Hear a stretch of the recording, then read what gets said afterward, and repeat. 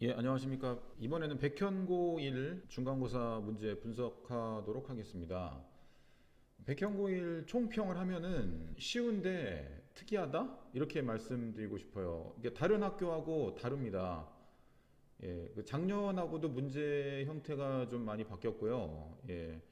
이때까지 백현고 1 같은 경우는 내신 어법이라고 해서 중학교식 어법을 많이 내셨는데, 그리고 내신 준비하다 보면은 어법을 맞추기 위한 그 준비 과정이 내신 과정이 거의 한 50% 이상이 들어갔거든요. 그러니까 이번에도 저희가 그렇게 준비를 했어요. 내신 문법을 맞추기 위해서 틀린 거 고치기 하고 여러 가지 문제를 내서 이제 학생들을 훈련을 시켰는데, 올해는 그런 문제를 출제를 하지 않으셨습니다. 제가 생각하는 이제 수능형에 좀 더 많이 가까워진 거죠. 예, 그런 이제 몇 문제에서는 수능형과 거리가 먼 그런 문제가 있습니다. 그래서 예전보다는 훨씬 더 수능에 많이 가까워졌지만 그래도 몇 개가 좀 더 보이지 않나 그렇게 생각이 되고요. 문제 분석해 보도록 하겠습니다. 이제 이런 거 같은 경우는 전부 다 수능 형태입니다. 이건 아니네요. 수능에서 이런 내용 안 나오죠.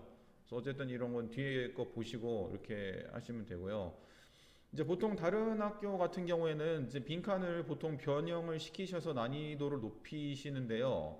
물론 백현고 1도 변형을 하셨는데 딱 보시면 알겠지만 그렇게 변형된 게 없습니다. 그러니까 딴 거보다 이게 원문이랑 가장 비슷한 겁니다. 그래서 문법 약간 바꾸시고 그 정도 수준이기 때문에 좀 변형됐다 보기에는 어렵지 않나 그렇게 생각이 되고요. 평범하게 출제가 된 것 같습니다. 3번이 문제인데 3번은 중학교에서 이제 내신 대비 문제집 풀다 보면은 맨 처음에 두 개 어휘 뜻의 관계에 대해서 나오는 문제인데, 그러니까 수능에는 당연히 이런 형태가 나오지가 않고요. 그러니까 careful하고 careless가 반의어잖아요. 이건 조심스러운 거고 이건 부주의한 거니까요. 그러니까 여기서 반의어하고 반의어가 아닌 거를 고르면 됩니다. 그래서 이제 가장 유명한 게 앞에 in이 보통 반대말인데 valuable은 앞에 in이 붙으면은 반의어가 아니죠. 그 다음에 뉴머러스도 마찬가지로 in이 붙으면은 반의어가 아닙니다. 이 문제가 너무하다는 생각이 드는 건 뭐냐면요. 일단 이 뉴머러스 앞에 in이 붙은 단어는 잘 나오지가 않습니다. 그러니까 여기 일단 쳐봐도 그냥 뭐 이렇게 나오고 한글 뜻이 안 나와. 이거 잘 안 쓰인다는 거거든요. 이거를 롱맨 사전이라든지 여러 가지 영영 사전에 쳐봤습니다. 이렇게 제가 쳐봤어요. 그러면 안 나옵니다. 그러니까 이런 단어가 잘 안 쓰인다는 거예요. 그러니까 사전에서도 못 찾는 단어를 내신에 내셨다는 거는 이건 좀 너무하지 않나 생각이 들더라고요. 이거하고 C하고 F가 같은 뜻이기 때문에 보기에 C하고 F가 들어가면 다 틀린 겁니다. 그래서 남는 게 D하고 E입니다. 문맥상 낱말의 쓰임이 적절하지 않은 것. 이것도 보통 변형을 시키시는데 변형을 안 하셨죠. 문제가 나머지는 좀 평이하지 않았나 생각이 되고요. 또 특이한 게 요즘 수능에서는 이 보기에 속담이 잘 안 나오거든요. 근데 속담을 6번하고 여기 16번에 냈습니다. 그래서 저희가 이제 내신 대비 변형 문제를 풀 때 이런 게 나오긴 나왔어. 학생들이 속담을 잘 모르니까 설명을 해줘가지고 학생들이 이거를 이제 많이 맞춘 거는 뭐 괜찮은데, 근데 이제 이것도 요즘 수능에는 나오지 않는 패턴이죠. 이런 것도 이제 내신 준비 많이 했으니까 평범한 문제였고, 9번 일치불일치 문제도 마찬가지고 논술형도 한글로 쓰는 거기 때문에 우리가 내용 이해한 대로 쓰시면 되기 때문에 그렇게 난이도가 높지는 않았습니다. 10번도 마찬가지고 어법이라든지 뭐 목적이라든지 그냥 배운 대로 그냥 그대로 나왔기 때문에 그렇게 난이도가 높지가 않았고요. 흐름과 관계없는 문장, 논술형을 역시 한글로 쓰는 거 크게 어렵지 않았다고 생각합니다. 근데 순서도 마찬가지로 변형이 안 됐는데 논술형 3번에서 많이 점수가 갈릴 것 같고 심하면 등급도 갈릴 것 같아요.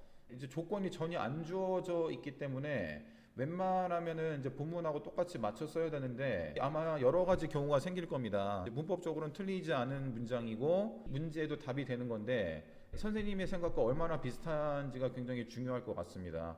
여기서 최대한 잘 협상을 해서 점수를 많이 얻어내는 게 관건이지 않나 그렇게 생각이 됩니다. 배점도 꽤 높죠. 이거 12점입니다. 그래서 요거 하나 틀리면 바로 80점대네요.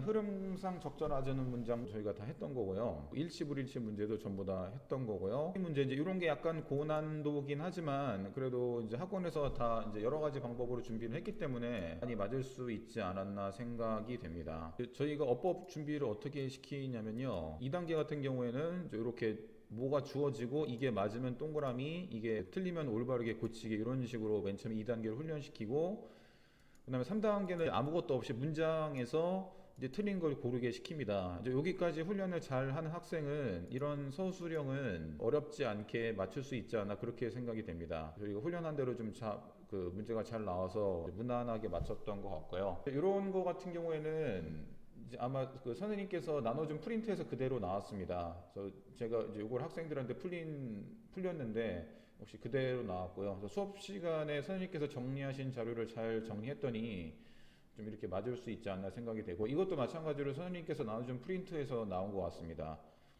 예, 나머지는 한글하고 영어 쓰는 거 이렇게 해서 좀 정리가 됐습니다. 난이도가 제가 볼 때 3번 빼놓고는 어렵지 않은 난이도여서 좀 할 때 훨씬 더 난이도를 높이시지 않나 그렇게 생각이 됩니다. 관건이 또 작년처럼 내신 문법을 굉장히 어렵게 해서 출제하실지도 걱정이 되는데 그거에 대한 준비를 또 어떻게 할지 저도 고민을 많이 해봐야겠습니다. 이상 백현고 1 2020학년도 중간고사 영어 문제 분석을 마치도록 하겠습니다.